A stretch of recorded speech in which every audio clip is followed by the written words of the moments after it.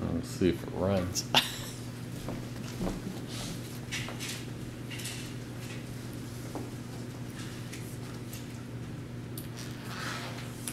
while back we finished up with Judges.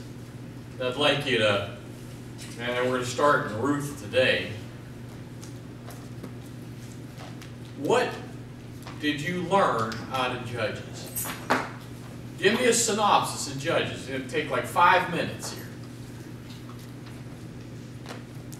Don't everybody blurt out at once. The Israelites just kept doing wrong and then coming back and then going away and coming back. They did what was right in their own eyes. Yeah, what was right in their own eyes. Boy, it's like... You, yes. So what? It's us. Yeah, that's where I want to go. We don't read this stuff and think, oh, that was them. They were stupid. They were, they didn't follow God. All of that's true. They had God's law. They had, they were they are God's chosen people. It wasn't like they were ignorant. It wasn't like they were heathen, or that they were idolaters, which they were that too along the way. And they thought that it was right in their own mind. And God lays down the story for you in His book, your book of directions, your how-to book. He says, don't think that you're smart. You're not. And they would go along and it would come payback time. They would be being oppressed by their neighbors, or, their relatives for the most part. And this would go on for a period of years and it would become unbearable and they would turn, we'll turn to God. Duh. That's where you should have been. It's where they should have been. And we looked at them and said, well, yeah, we know that. Did we learn? Right now, today, United States of America, 2012, we have a lousy economy. We have corrupt government. We have... And it's not new.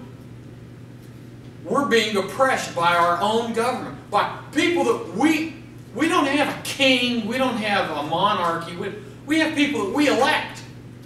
We put them there.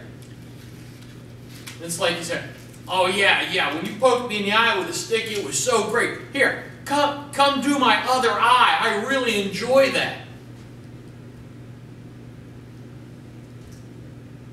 We look at our country, we look at our leadership, and we say, our country's in bad shape.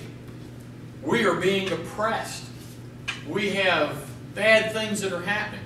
We have public officials that are corrupt. We have, and the list goes on and on and on and on.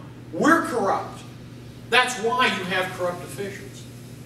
Because we allow them to be there. You're allowed to vote. You have, what do we have, primaries here in another week? Well, you vote. Then you have general elections. And you go and vote. Just stop and think. The only man on the Democratic side for state representative is Bill DeWeese, who's a convicted criminal, and he's still going to be able to run, and he will win. Guaranteed, because nobody's running against him. Now, once he gets sentenced, then he'll be convicted. He won't be allowed to. But they're letting him run. No, but the party with whom he's associated will then be able to hand pick. Yeah. And you won't be able to vote for him. You won't be able to vote for it. Yeah. How corrupt is that? It's corrupt because you don't go down and demonstrate. Because you don't deluge your representatives with emails, letters, Rotten Tomatoes, I don't know what. These people, the Israelites, every once in a while, the light bulb would come back on. He said, God, we are terrible. We're bad people. We want to repent. And God says, I've been waiting for you. Here, have a judge. Follow. Do what this guy tells you to do. And he tells them, he reacquaints them with God's laws, with God's principles, with God's teaching. And they have an attention span of his lifetime. Guy dies, they instantly forget. They go down, which is what we do. We do not have a champion. We do not have a judge. We sorely need this kind of, we need leadership. We need God-honoring leadership. And it's your job, it's my job to put that person there, to seek God's help, to seek God's favor, to seek God's will. But you can't have that when the electorate, that's us. Don't think it's them, that's us. When we are corrupt, when we put up with all the garbage that we put up with. So like you said, this guy, he's indicted. He's convicted. He's convicted. He's awaiting sentence. He's going to be sentenced the day of the primary. That's the day he's going to be sentenced. And then he'll be a convicted criminal, and he won't be able to. Right now, he's hoping somehow that he's going to be able to serve. But what I'm saying is, where is the outrage of the people? Where is the public pressure?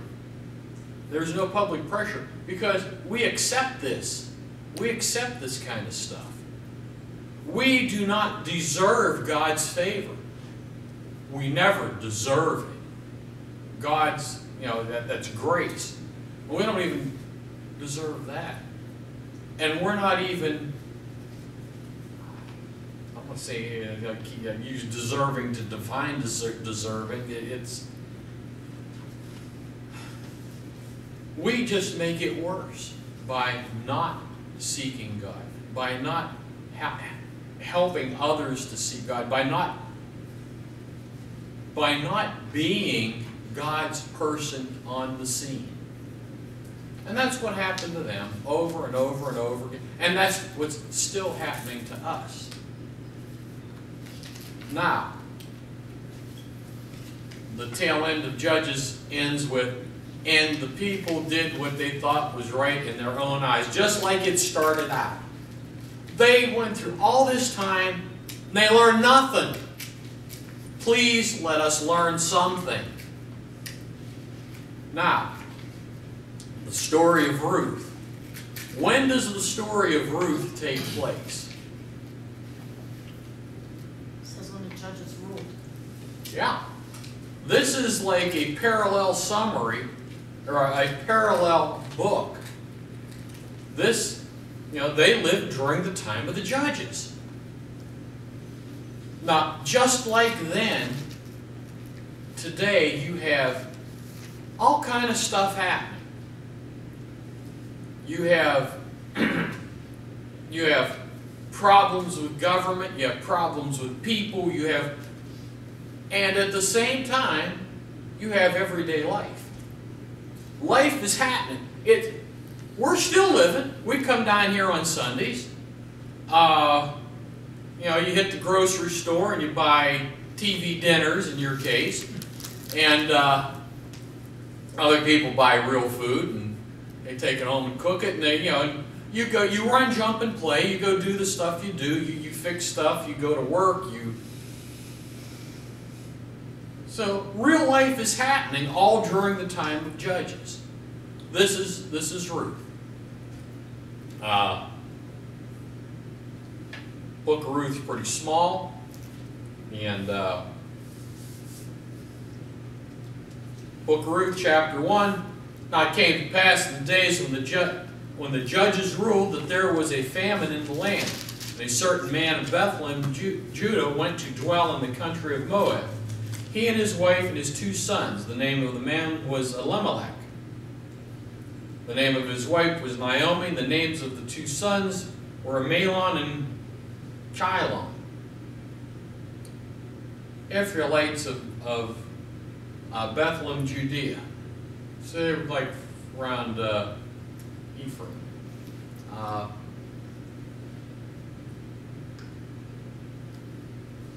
Now I want to point out something that this does not say. It doesn't say there was a famine in the land and Elimelech prayed to God what he should do. It doesn't say that. And anywhere else, when that has occurred, that's usually stated. Doesn't say anything about that. They cut right to the chase, verse 3. Then Elimelech, Naomi's husband, died, and she was left with her 2 sons. Now they took wives of the women of Moab. The name of one was Orpah, and the other was Ruth. And they dwelt there about 10 years. Then both Mahlon and Chilon also died, so the woman survived her 2 sons and her husband. So it doesn't look like moving over to Moab was maybe the greatest idea. I don't know. Yeah, maybe they would have starved to death anyway if they had stayed back home. But they already have done things that I don't know how old these kids were when they moved on to Moab. They were either already of marrying age or became marrying age pretty quick. And who did they marry?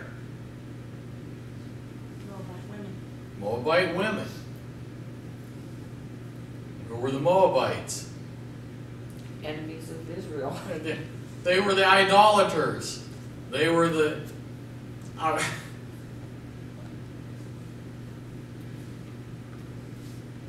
What part of don't marry other people don't you understand?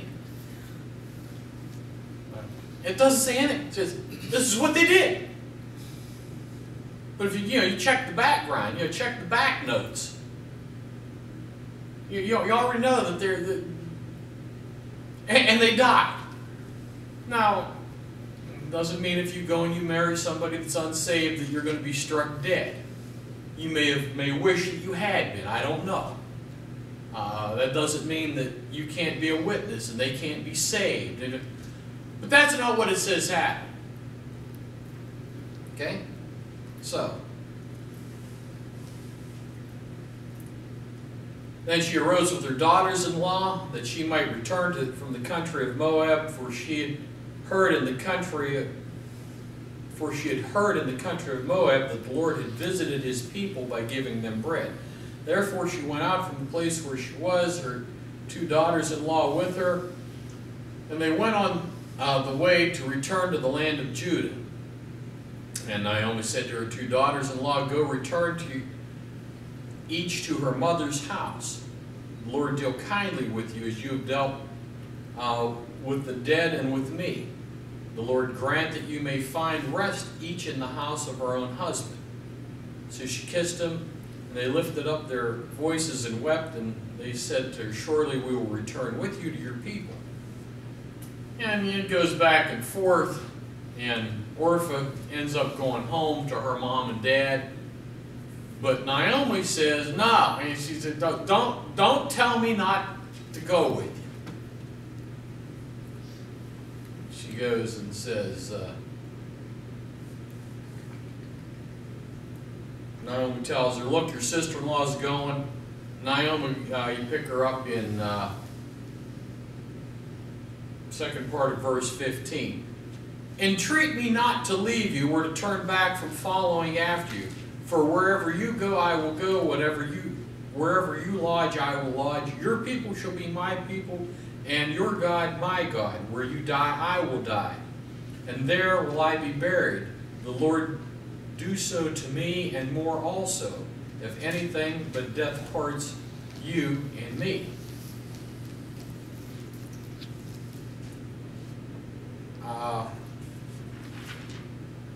You've read this story, 8 billion times probably, and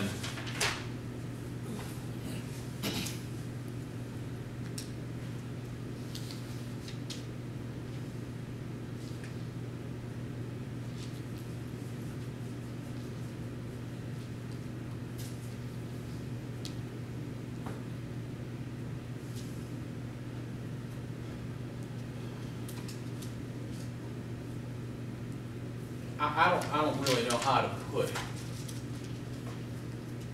I don't know why the two daughters-in-law, well, I know why the one was going back. It's because you're supposed to. If it's like, Bill, I know you watched Married with Children. Never watched Married with Children. There is this guy is so terrible. I've forgotten what it was that somebody did for me. And if there's anything, anything I can do for you, and the guy says, well, he says, I didn't think you'd really ask me. If there's anything I can do, he's being very, righteous, or he's being very correct, or he's being, and it doesn't mean any of it.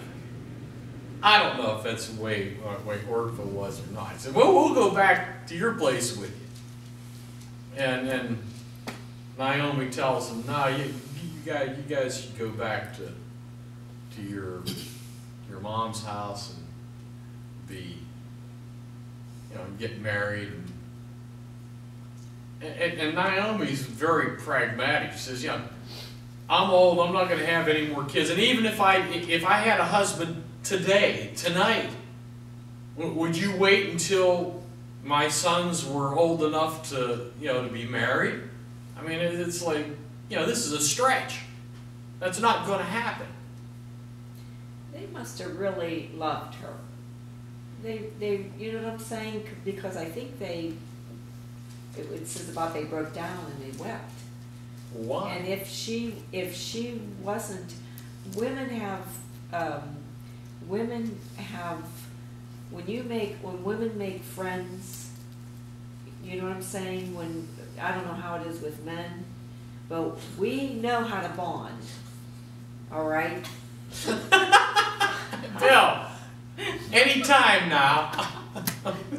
I don't know, but I mean, when you bond with a woman, I mean, when women bond, they connect. They feel each other's pain. They help each other. This is how I picture Naomi and her two daughter-in-laws. They were close. They were very close-knit. They were bonded. And to break that bond would, they all suffered loss. They all suffered the loss of their husbands. And they were like, we're sticking together. We're in this together. If they didn't love her... Well, the one went home.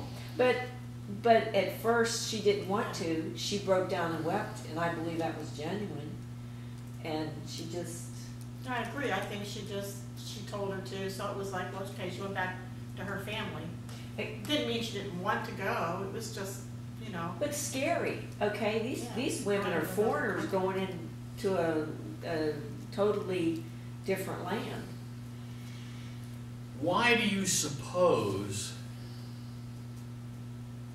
these two daughters-in-law were attracted to Naomi?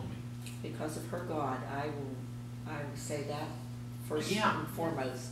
And she must have treated them right. She loved them no matter what, probably. But it sounds Ruth. She said, "May the Lord deal with me." So she must have, believed in God also. Well, she says, your God will be my God. That wasn't her God down in Moab. Moabites weren't believers. They were idolaters. Can I take back a statement? Okay, I'm thinking. It's already recorded. You can't take anything. You know how I was saying about women bonding. Mm-hmm. I picture Marines, since Billy, there is such a bond. That's what I'm talking about. It's men or women. Did you see Act of Valor? Yes. You went and saw Act of Valor. Did anybody else see Act of Valor? Act of Valor is a story about Navy SEALs who go on a mission to recover a doctor who'd been taken. She was an operative of some sort. And on their way out of where they ended up chasing some terrorists, a grenade is tossed in amongst them, and one guy who has a family and a child and dives on top of the grenade, and they just show him, he like blows him up, and he's dead. He gave his life because they were in a very confined area. It was a small, it was a tunnel, not wherever it was, but it wasn't where you could run away from the grenade. They had each other's well-being and best on their mind and on their hearts. They were bonded. They, not like us. But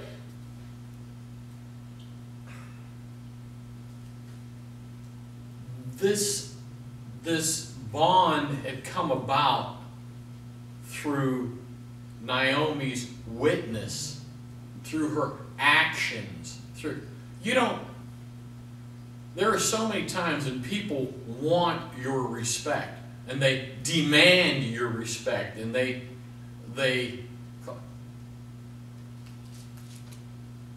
you give respect because it's deserved, because it's earned.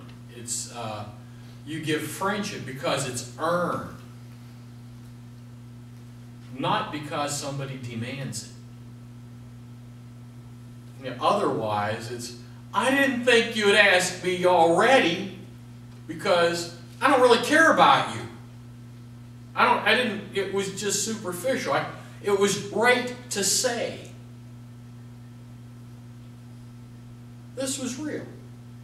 They saw something in Naomi, or at least Ruth did. Ruth is the one that ends up going home with, back to Judah with Naomi, and she has a faith in Naomi's God. Doesn't understand everything, but obviously has seen something. Now,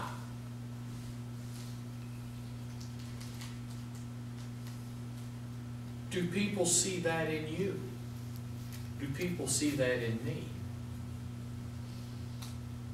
Are we different than the idolaters? Are we different than what? Quote, the others, whoever they may be? Are you doing God's will? Can people see God in me? Can they see God in you? Can they see your faith being worked out in your life? Obviously, the answer to all those questions was yes in Naomi's life. Verse 19, now the two of them went until they came to Bethlehem, and it happened when they had come to Bethlehem that all the city was excited because of them. And the women said, is this Naomi? It's somebody I haven't seen for a really long time. She said to them, do not call me Naomi, call me Mara, for the Almighty has dealt very bitterly with me. I went out full, and the Lord has brought me home again empty. Why do you call me Naomi, since the Lord has testified against me, and the Almighty has afflicted me? So Naomi returned, and Ruth the Moabitess, her daughter-in-law, with her, who returned from the country of Moab. Now they came to Bethlehem at the beginning of the barley harvest. Now, there's some things that are mentioned there. It just sounds like it's in passing. Why do you call me Naomi? Call me Mara, because the Lord has dealt bitterly with me. I left full. Hey, you left when there was a famine. You were starving to death. That's why you left. But she was full. She had a husband. She had 2 kids. Doesn't have any of that now. You've come back. Now, the Lord's dealt bitterly with me. I don't know why. Now, could this be because they left? Could it be just the way life is? We don't know. It doesn't say. But what you do know is what happens. Now, this is how she comes back. She comes back like I came back from Washington, D.C. I went down, and things were good, and I had a job, and it felt right. Doors open, and then doors shut. And I began to be in want, like the prodigal son. I can go home and be poor a lot cheaper than I can be poor here. When we come home, back here. And I was bitter.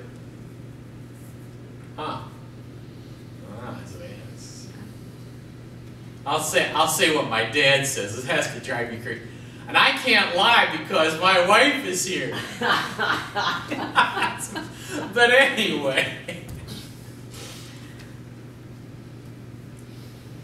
This is true life. This is real. This happens. This happens to you. This happens to me. Chapter 2, there was a relative of Naomi's husband, a man of great wealth of the family of Elimelech. His name was Boaz. So Ruth the Moabitess said to Naomi, "Please let me go." There's a break there. You're getting like a little preview. There's this guy named Boaz. Boaz that's a relative of Elimelech's. Now, you have to understand that just because they came back didn't solve all their problems. Women couldn't go out and work. You know, how did they eat? They need to eat. They need food. So how do they eat? It says, so Ruth the Moabitess said to Naomi, "Please let me go to the field and glean heads of grain after him, in whose sight I may find favor." And she said to her, "Go, my daughter." And she left and gleaned in the field after the reapers. And she happened to come to the part of the field belonging to Boaz, who was of the family of Elimelech, which you just had a preview who this guy is. Now behold, Boaz came from Bethlehem and said to the reapers, "The Lord be with you." And they answered him, "The Lord bless you." Then Boaz said to his servant who was in charge of the reapers, "Whose young woman is this?" So the servant who was in charge of the reapers answered and said, "It is the young Moabite woman who came back with Naomi from the country of Moab." And she said, "Please let me glean and gather after the reapers among the sheaves." So she came and has continued from morning until now, although she rested a little in the house. And Boaz said to Ruth, "You will listen, my daughter, will you not? Do not go and glean in another field, nor go from here, but stay close to my young women. Let your eyes be on the field which they reap, and go after them. Have I not commanded the young men not to touch you? And when you are thirsty, go to the vessels and drink from what the young men have drawn." So she fell on her face and bowed down to the ground and said to him, "Why have you found favor in your eyes? Why have I found favor in your eyes that you should take notice of me, since I am a foreigner?" And Boaz answered and said to her, "It has been fully reported to me all that you have done for your mother-in-law since the death of your husband, and how you have left your father and your mother in the land of your birth, and have come to the people whom you did not know before. The Lord repay your work, and a full reward be given you by the Lord God of Israel, under whose wings you have come for refuge.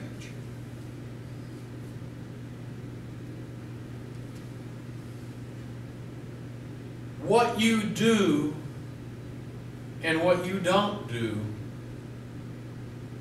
is noticed. What you do and what you don't do is noticed. What you say. Now, how many people,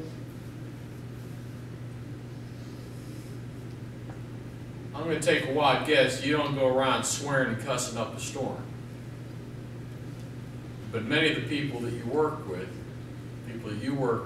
too. I mean, the people that I do work with, that's the major part of their vocabulary.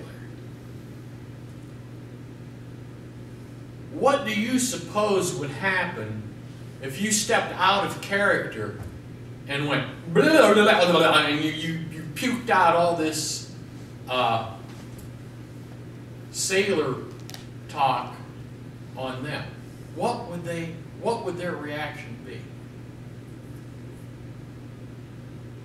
Have you ever been around when a Christian or somebody that is usually, you know, Clark Kent, mild-mannered reporter of the Daily Planet, who never says anything bad, gets angry and swears at somebody, or just under their breath, and you over here, what's your reaction? Yeah, the world's coming to an end right now, man. This is the person that never. That's your witness. People notice what you do and what you don't do, what you participate in and what you do not participate in. Boaz has heard about this girl, that she's stuck with Naomi, and she's there, you know, gleaning in the field.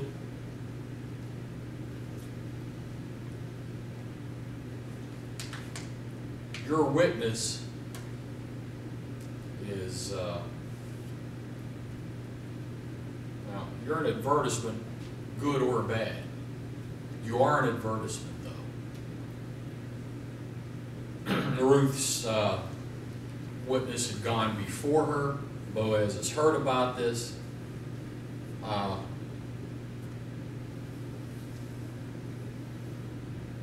pay you for your work. Then she said, verse 13, "Let me find favor in your sight, my Lord, for you have comforted me and have spoken kindly to your maidservant, though I am not like one of your maidservants." Now Boaz said to her at mealtime, "Come here and eat of bread and dip your piece of bread in the vinegar." So she sat beside the reapers and passed parched grain, and she ate and was satisfied and kept some back. You go to the Italian restaurant, you get bread and you get oil. You dip it in the oil and the garlic, but they dip it in vinegar. And so I looked that up, and do you know why they dip it in vinegar? To kill. It's to help with thirst. It's thirst. They're out working and sweating, and I don't know how it alleviates thirst or what it does, but it was for that, because I thought it was funny. I would have figured that had some oil or ripen it around in some lard, something to give it taste, not vinegar. But that's why they did the vinegar thing. She kept some back, and when she rose up to glean, Boaz commanded his young men, saying, "Let her glean even among the sheaves, and do not reproach her. And also let grain from the bundles fall purposely for her. Leave it that she may glean, and do not rebuke her." So,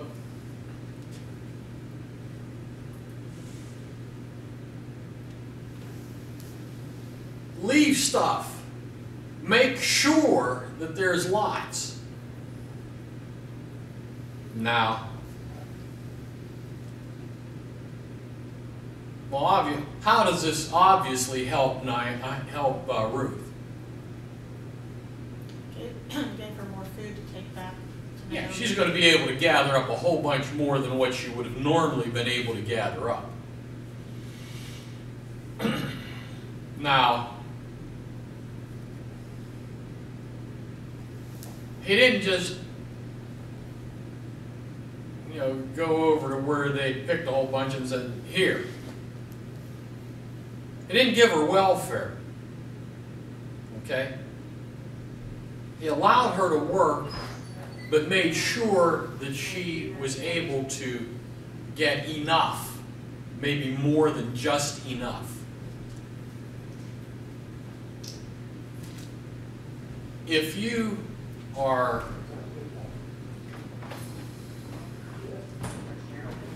helping, you're helping. There are people who are poor. I have a real hard time with this. Jim's opinion is most people are poor. They're poor because they don't do anything. They sit on their butts all day. I heard the Jim Quinn in the morning. I heard him say,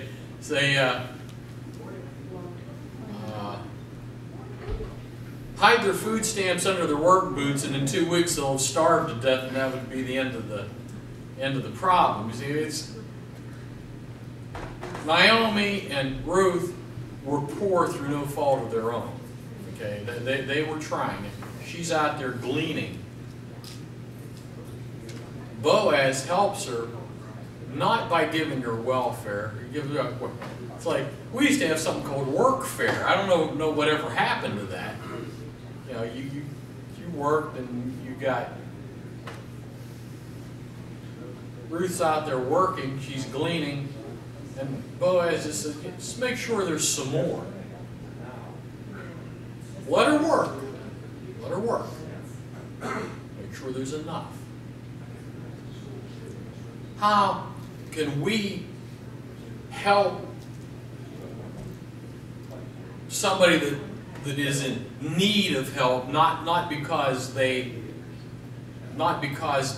don't do anything, because they're a slug. Okay, you find somebody that needs whatever they need. I don't know what they need. How do you help a person without, patronizing them, without, oh, you poor thing, you need help, I'll help you. How do you? That's tough. I mean, you could hire them to do something around your house, or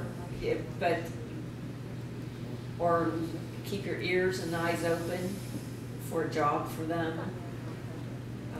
You can maybe point them in the right direction. You can't do for people what they can do for themselves, because if you do, you ruin them. You hurt them, you do them a disservice. And don't think that our welfare system is the way it is for the welfare of the people who are on it. It is not. It destroys them. It destroys the people that are on welfare, and it makes them beholden to the government. Anyhow, it's politically incorrect, I'm sorry, but it's the truth. Boaz helps her. He doesn't come out and say, I'm helping you. He goes around back, works the back channels, and he helps her. We're out of time. You know that we've got a little bit more to do. And they end up getting married and all that stuff, because y'all read the story. I like the part where, it says whenever she ate, she kept a little bit. She took that little bit it back to and gave it to Naomi. Yeah, they didn't have, they ain't like your Uncle Ben. And Uncle Benny came in from working out at the farm and come in and what do you have, a half an ear of corn? Half an hour corn. That was his lunch. I got this like, That got worked. yeah, just go back out and work some more. It's like, that's the way these people ate. You have some grain. You have some of the stuff that you were picking, you just ate it raw, and you know, they didn't have, you know, Ma didn't bring out a basket full of sandwiches or like a hunk of ham or anything. Well, no, they wouldn't have ham anyway. But so, a turkey, you know, didn't bring out a hunk of meat. Yeah, just ate what they had. Anyway, I like ham. I'm sorry. Oh, I can turn off the camera. Had ham and beans. As we're reading it, I just figured out.